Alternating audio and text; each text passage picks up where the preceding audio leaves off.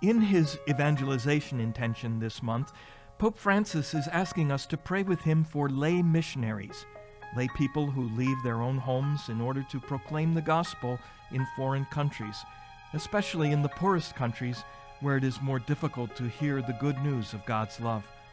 All the baptized are, in the words of Pope Francis from his apostolic exhortation, The Joy of the Gospel, missionary disciples. To be baptized means to be called to witness to the faith in our words, but especially in all that we do or don't do. Some of the baptized who are not ordained or living the consecrated life in a religious order are called to leave their homes and bring their expertise to help the poor in other countries.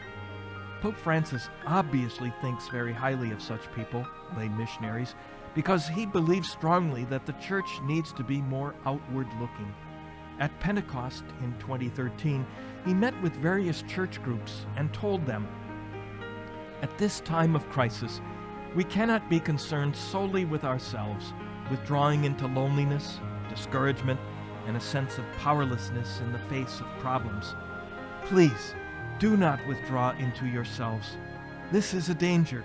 We shut ourselves up in the parish, with our friends, with the like-minded. But do you know what happens? When the church becomes closed, she becomes an ailing church. She falls ill. Think of a room that has been closed for a year. When you go into it, there's a smell of damp. Many things are wrong with it. A church closed in on herself is the same, a sick church. We cannot become starched Christians, those overeducated Christians who speak of theological matters as they calmly sip their tea.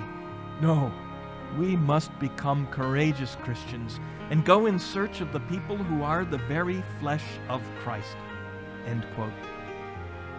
The entire church, including lay people, is called to go out of itself to bring the gospel to the ends of the earth. Everyone has a unique and significant role to play. This means that lay missionaries have an important role that is different from the role that priests have.